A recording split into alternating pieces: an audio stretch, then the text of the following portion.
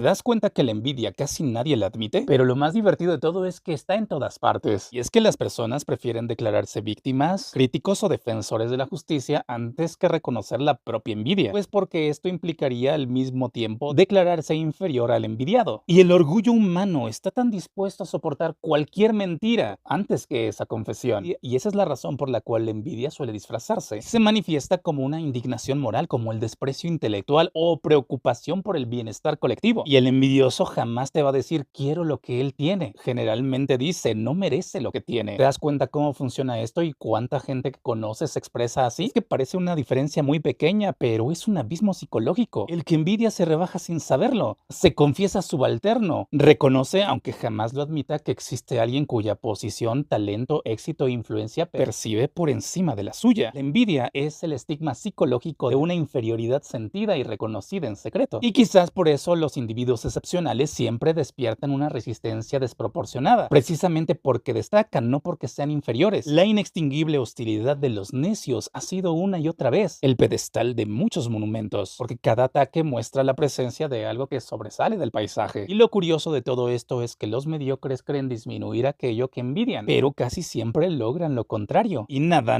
delata más la altura de una montaña que la sombra que proyecta sobre quienes viven a sus pies. ¿Te has dado cuenta que la gente suele ser amable mientras el mundo le sonríe? Pero cuando llega la desgracia, muchos dejan caer la máscara, porque ahí el dolor empieza a revelar algo que la comodidad ocultaba. Y muchas veces la cortesía pues empieza a desvanecer. Y encontramos que muchas de las dignidades comienzan a enmohecerse completamente. Y es ahí donde el resentimiento emerge. Es que la mayoría de las personas cree que el carácter se muestra cuando pues todo va bien, cuando entonces hay prestigio, cuando hay libertad y razones para sonreír. Pero eso la verdad es que pues no prueba nada, porque la verdadera naturaleza de alguien aparece cuando ya no queda nada que ganar. Por eso resulta tan revelador que el buen carácter de Sócrates le granjeara la simpatía del guardián de la prisión. Es que realmente imaginen la escena, un hombre encerrado, condenado, así tal cual, esperando el final, así sin poder, sin influencia y sin posibilidad de cambiar su destino. Y aún así quienes lo rodeaban no encontraban amargura ni resentimiento, sino encontraban en él serenidad, afabilidad y una curiosidad intacta por los demás. Incluso el guardián encargado de custodiarlo terminó sintiendo simpatía por él. Y no, pues no tenían la misma ideología, sino por la fuerza de una virtud que permanecía intacta en las circunstancias más adversas. Entonces, si nuestro carácter depende de las condiciones externas, ¿realmente era carácter o solamente comodidad con disfraz, con caretas? Es que puede ser que la grandeza de una persona no se mida por cómo actúa cuando tiene el control. Tal vez se revela realmente cuando ya lo ha perdido todo y aún así sigue siendo ella misma. Hay preguntas que no van a matar a los dioses, solamente los van a obligar a evolucionar. Es que vamos, o crees en los dioses o dejas de creer en ellos. Fe o ateísmo. O sea, es un todo o nada. Pero la historia y la mente humana pues no avanzan en una línea recta, porque hay momentos en que la crítica a las creencias tradicionales no destruyen lo divino, simplemente lo transforma. Cuando algunos pensadores comenzaron a cuestionar las imágenes populares de los dioses, sus caprichos, sus rivalidades y sus defectos tan humanos, no llegaron necesariamente a la conclusión de que no existía ningún dios, sino que llegaron a algo muchísimo más interesante. Si te das cuenta, la crítica no condujo al ateísmo, sino a la representación de un solo Dios, el mayor de entre todos los dioses. Y esa es una de las ironías más fascinantes de la historia intelectual. La gente cree que cuestionar una idea siempre significa abandonarla. Sin embargo, muchas veces la crítica no destruye una creencia. Lo que está haciendo es refinarla. O sea, no derriba el edificio, derriba algunos pisos para construir otros encima. Y es así como ocurrió en el tránsito hacia el monoteísmo filosófico. La multiplicidad de las divinidades comenzó a parecer insuficiente para explicar el orden del mundo. Entonces, la imaginación y la razón buscaron una unidad superior, una inteligencia única detrás de la diversidad aparente. Lo más curioso de todo esto es que la duda, tan temida por todos los creyentes y tan celebrada por los escépticos, no siempre conduce a la negación. Muchas veces conduce a una creencia pues mucho más abstracta, mucho más compleja y mucho más poderosa.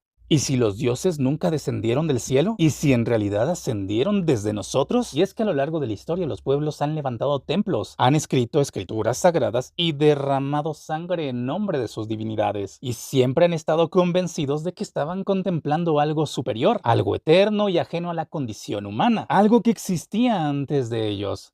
y que seguirá existiendo después. Pero en todo esto hay una idea muchísimo más divertida, que los dioses que veneraban los distintos pueblos eran en realidad formas idealizadas de los propios hombres que constituían a esos pueblos. O sea, eran como un reflejo engrandecido de sus deseos, de sus miedos, virtudes y obsesiones. No crearon a sus dioses a imagen de lo divino, crearon lo divino a imagen de sí mismos. Y es que esto está muy sencillo, observa el patrón en toda la historia. Los pueblos guerreros imaginaban dioses guerreros, las sociedades jerárquicas concebían dioses que gobernaban desde las alturas. Pueblos obsesionados con la justicia soñaban con jueces cósmicos. O sea, cada cultura parecía encontrar en el cielo una versión magnificada de aquello que llevaba dentro. Entonces las personas buscan en los dioses algo que los trascienda, pero pues terminan encontrándose a sí mismos. Creemos estar mirando hacia arriba cuando posiblemente observamos un espejo. Y la religión es posible que sea una de las obras más extraordinarias de la imaginación humana, más que el intento de convertir nuestras aspiraciones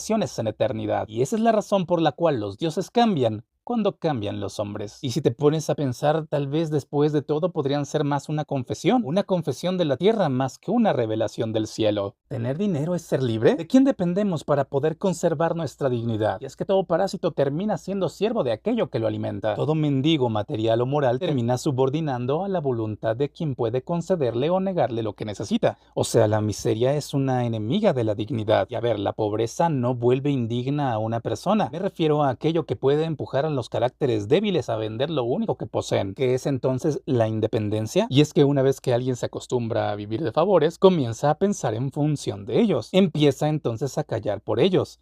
Empieza a obedecer por ellos. Por eso el dinero tiene una paradoja bastante interesante. Su verdadera utilidad no consiste en acumularse, sino en liberar. La felicidad que proporciona no está en poseerlo, sino en no tener que preocuparse constantemente por él. Pero el avaro jamás comprende esto.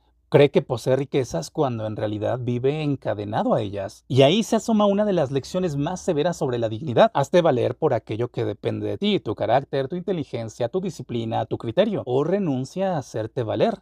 Quien fundamenta su valor en la aprobación, los favores o las posesiones ajenas, entrega su libertad a otros. Y tarde o temprano descubre que toda dependencia pues tiene un precio. El problema es que casi siempre se paga con la propia dignidad. Decimos que buscamos la verdad, pero pues solemos abrazar las ideas que nos favorecen. Entonces, ¿y si las grandes ideas no hubiesen nacido para descubrir la verdad? Ni la razón, ni la lógica, y solamente tal vez nacieron para sobrevivir. Y es que si te das cuenta, las personas hablan del pensamiento como una luz divina que nos eleva por encima de todos los animales. Nos encanta creer que nuestras convicciones son el resultado de una búsqueda honesta del conocimiento, pero realmente cuando observamos con atención descubrimos algo bastante interesante, que gran parte del pensamiento humano funciona como un instrumento de lucha por la supervivencia y el poder. O sea, no solamente estamos razonando para comprender el mundo, razonamos para defender nuestra posición dentro de él. O sea, estamos construyendo argumentos para proteger intereses, justificar decisiones y también conquistar influencias. Nos estamos declarando como seres racionales mientras nuestras creencias cambian según el miedo, según la conveniencia o el deseo de pertenecer. Incluso nuestras convicciones más sagradas pueden ser en ocasiones sofisticadas estrategias de adaptación. O sea, la inteligencia no eliminó la lucha por la existencia. Lo único que hizo es simplemente volverla mucho más compleja. Ya no estamos solamente compitiendo con músculos, sino que ahora también lo hacemos con narrativas, con ideologías y discursos. Entonces ahora el campo de batalla se ha trasladado a la mente. Entonces por eso tal vez el pensamiento sea menos espejo de la realidad, más un arma refinada y afilada. Y ahora en este momento lo interesante tal vez no sea qué pensamos, sino qué estamos intentando ganar cuando pensamos. Imagina una inmensa marea humana avanzando sin descanso. Costumbres, modas, ideología, opiniones, consignas.